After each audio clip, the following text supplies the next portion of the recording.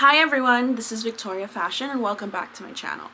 Last year I focused a lot of healing. I did a lot of healing, I did a lot of self-awareness, just really embarking on trying to heal a lot of wounds that needed to be closed and also things that no longer serve me. You can say that this year is mostly about self-love, self-discovery, and learning to trust the universe and not have control of every little thing that occurs in my life. That some things are just okay just the way they are. I haven't delved deep about my experiences with self. I managed to get from depressed, how I went from being depressed, stuck, not feeling out of place, misunderstood, felt lost and lonely. Being able to love myself so immensely that no one can take that away from me anymore. This journey is hard, especially from some of the past experiences that I've dealt with. Everybody has trauma in some certain extent, but I tend to have a lot of trauma when it comes down to relationships, especially romantic relationships. Even though my soul wants to connect with somebody, I refuse to now because I'm so closed off from it. I gave myself a promise that I was going to, the last person that broke my heart and to a million pieces, gave myself a promise, my inner child, that I was always going to make her feel safe no matter what. That's why I went to therapy for a year. I haven't stopped journaling since, and I've been journaling for almost since 2018, so that's 2018, 19, 20, 21, 22, 23. That's 5 years already that I've been journaling consistently. I know I mentioned journaling a lot here, but that's what that is what has helped me gain so much self-awareness and tap into my subconscious and my consciousness, make it more in a higher state than what it was before. Without spirituality in my life, I am not a religious person, but I am very spiritual. And do I dabble in witchcraft? I do. And I always have, and I always will. That's something that nobody can take away from me. And being in that absolute divine feminine space, regardless of what you practice, it's fucking beautiful.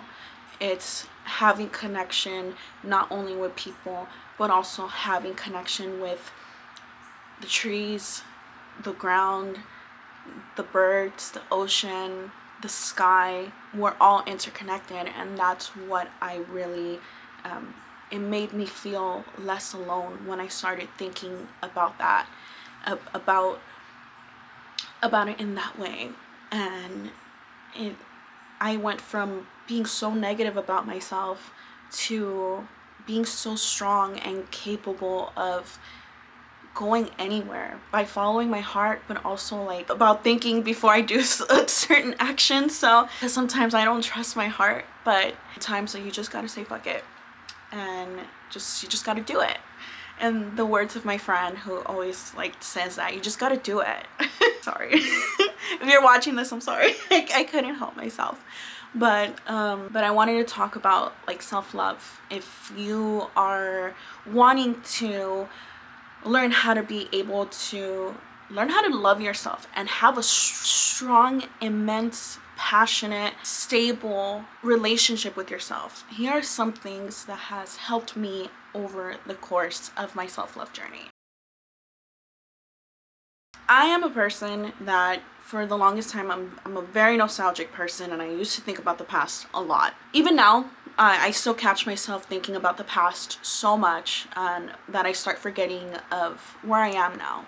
I had this issue growing up that I never felt like I could belong in my age range. I just didn't feel like I connected with them. I was very much into art and into the music from the 90s and 80s and even other music genres. However, I felt like my specific age range was, I don't know, they were into Baby Fat, into Gecko, if you guys remember all those brands, or if you were into rock and roll, into like the Strokes. And I couldn't find myself to be in that space. I always felt like I didn't belong anywhere. The place that gave me a sense of belonging was always the goth scene. And I'm not gonna lie, it gave me so much confidence being in the goth scene because I felt like this is my home, this is where I belong, this is exactly where I need to be. And I loved it.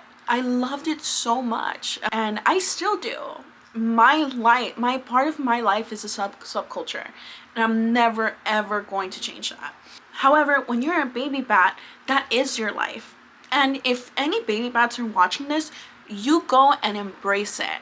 You have no idea how much I used to love when I would go to the clubs and when I didn't have that many bills to pay.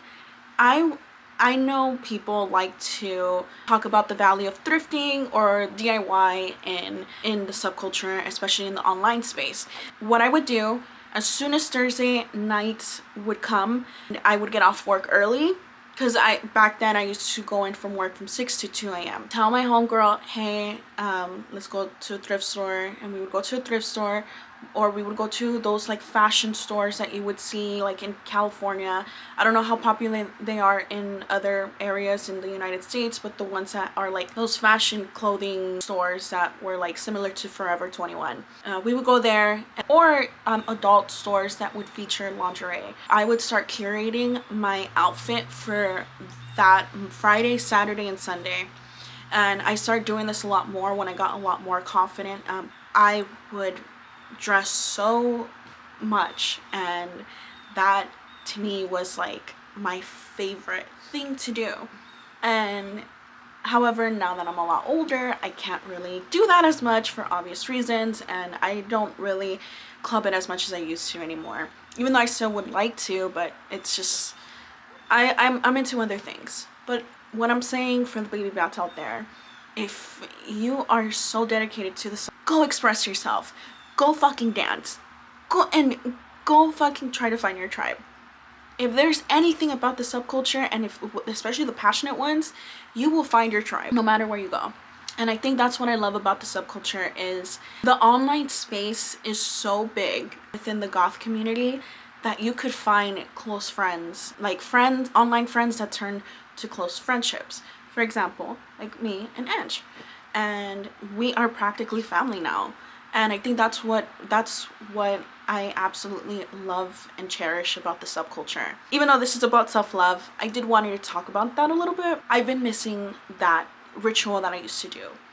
Something happened when I turned 30, 31. I started realizing like, oh shit, I am no longer in my 20s. I am not that young anymore, and I gotta get my shit together. I am now seeing little details, and I'm starting to get self-conscious about my body and my face. And it's gonna happen.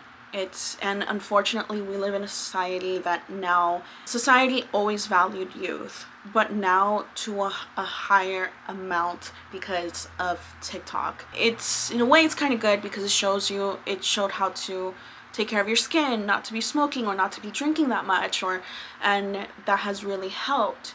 However, you can start getting a little insecure. Problem is that society doesn't like treat older women too well. However, even though that is the case a lot of times, and I've passed my wall, if you know what I mean, because once you're past 25, you're done with. That's why I think it's important to stay in the present, because you start learning little things about yourself that you didn't even know you loved, appreciate, or don't even like. You will never have this opportunity again. Make that very day special, even if it's just drinking a cup of tea and living your life with intentions. And I think that's what's is so valuable and precious, because life is fragile, can be very, very extreme, with poverty, with all these things that are happening in our world right now. But it's important to stay present, and it's important to stay calm, and it has brought me so much peace in my life, so much inner peace. I am able to say, I don't care about the past. There's a reason why my soul didn't into, 1970, and so I could be a teenager in the 80s and 90s. I am here, and my life is a gift, and that is what I am more focused on, is experiencing my life and experiencing who I am, because I know the spiritual community always says, you know, always wants you to meditate or go to 3D. And even though like I can be a little skeptical about certain things like that, I can be a little skeptical about like hearing, when I start hearing about the 5D, the 3D and the realm and all that stuff, because there's certain things about the spirituality community that I am not fond of. However, I believe in like lucid dreaming, astral projection, and all that stuff? Absolutely. Even though a lot of the spiritual community like tells you, you know, the 3D, the 5D, getting out of your body and all that stuff. But I truly believe that the spiritual thing you could do is live your life and experience and live the human experience. And that has brought me so much, so much happiness. Being in the present and not thinking about the future and not thinking about the past the past is gone. It only exists in memory, and the future is the future. What matters is here. What matters is now. And number 2, consistency. Being consistent doesn't have to mean of like being hard on yourself, being so self-disciplined and being it's great because it can give you more time to organize. And I think that's what I love about being disciplined, being organized in different parts of your sectors of your life. However, I think there's also an importance of being flexible. My life may be a certain way now, but I can change it, and it's not forever. And I used to have this fixed mindset of like a very black and white mentality. Once I started letting things flow and be like, you know what, maybe I am this way now, but I know that my situation is not gonna be like this forever. Believe me, it feels such a big fucking relief. It feels so much, there's so much relief on just being able to just be like, okay, you know what, I'm okay. And you know what, sorry, I get excited about talking about this because I want to help people, but unfortunately a lot of people are their worst enemies, and I want to help you not be that. I want to help you being your best fucking friend. I want to help you being able to love yourself so much that, you know what, you have a foundation in your life. And I can't believe I'm saying this because I remember 2-3 years ago in 2020 when I was not stable in my life, I got a reading and they told me that I need to build a foundation in my life and things will start getting better for myself. And I didn't understand that because I lived my life like, well, you know, when am I gonna do this? When am I gonna do that? I was always like, I wanted things now. But I didn't really work on those things. So like I was overthinking so much that I wasn't actually taking action of what I wanted. I didn't understand that till now. Right now that me and you are speaking is probably number 3, is setting a foundation within yourself. Set that foundation, build that foundation, because I think once you have that foundation, you will realize that you are not truly stuck. You're just stuck from temporarily, but that doesn't mean you're stuck forever in your situation. I know that sometimes being in situations that people don't like to be, it feels like forever, but it's really not. So I would definitely say proactive on building a solid foundation with yourself. And I say that too because you'll be less competitive with people. You'll start feeling less jealous, and you'll start feeling more secure about yourself.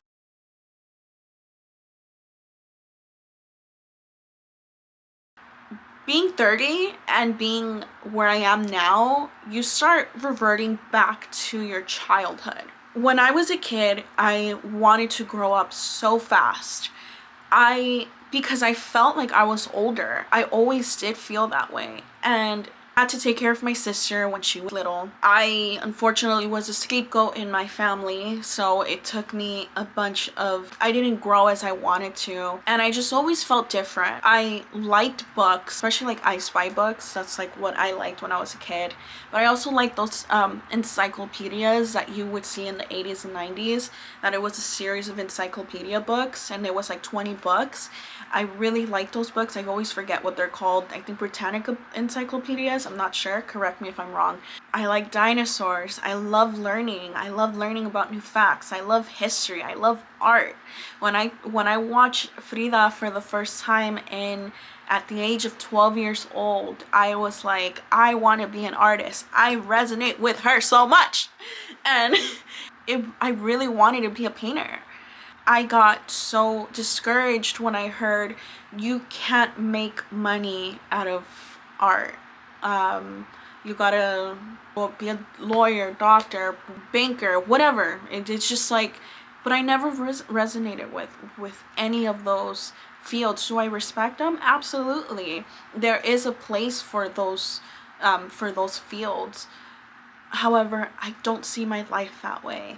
And once I was able to have that honest conversation with myself and to immerse myself in art, I was happy. I became so happy, and I think that I still want to immerse myself in art. Fuck, if I can live in a museum, I fucking would. That's how much I love it. And that's why you see me having so much colors in my color palette now, from my rooms or to even like my clothing, my makeup. It's because I love colors, and I think that colors can define like the different range. It can symbolize the range of emotions, what we feel internally. And I think like that's wonderful. And that's why I'm really into color psychology and color schemes, because eventually you'll start seeing that a lot more on my channel. So I think like when you start nurturing your inner child and revert back to some of the things you used to like, and bringing it forward to the present, oh my god, it is wonderful. It's so wonderful, and it will make you feel like, and in my case, because I wanted to grow up so fast, it's because I wanted to be at the clubs like at 18. I wanted to be or 21, especially the goth clubs. Like, I wanted to travel. I loved traveling, and I have this sensational thirst of wanderlust, and I can't help myself, and I just want to go see the world. Even my grandma used to call me una vaga, and that means like I just like to be out on the street. But I am learning to also be in my space and stay home, and that being a home is okay too. And I think like why I'm happy where I'm at now, because I have that sense of security and that foundation, and I'm able to give myself so much space to nurture my inner child. Whatever you like, drop it on the comment section below. What is it that you like? Do you like painting? Do you like running? Do you like drawing? Do you like taking photos? Let yourself fail. Even if you think it's bad, let yourself, you just got to do it. Nurture your passions, because I'm telling you, life will be so much better. Value about being in the self-love journey is able to find myself, but at the same time know that I can get lost in the way, but hey, I discovered something new. It's something that I don't like, or something that I do love, and you know what, that's fine. And or even appreciate like certain things that you didn't appreciate. And I think that's what's wonderful. And I think like you have to see your life, and I like to see my life as magical as possible. Even the most mundane task is so wonderful, because you know what? I am improving my space. You know, like for example, cleaning. Even if that's a mundane task to clean, I'm making myself so much cleaner, so much nicer, and so much presentable. Or eating, nurturing my body and giving my body the resources that it needs to continue to help me live or help me run or help me move. That's why all the things that I'm saying,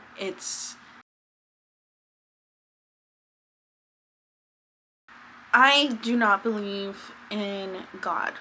I believe in the universe, but I also believe in love. And I think that there's many faces of that we call deities. But ultimately for me, I can say that I do believe in love. So I am very, very much, I devote my life to Venus. The female and the male, when I did that, when I started devoting myself in Venus and Aphrodite and even even Lucifer, I truly felt like I I let go a lot of parts of my life that were holding me back, and it made me find. I remember my ex best friend, and my ex telling me once, you are so different and wonderful and you don't even see it. And she told me once, like, I wish I could have your body structure. You don't even realize how much you are a light. But I never saw myself that way until now, until doing all this work. And that's even including all the spells that I have conjured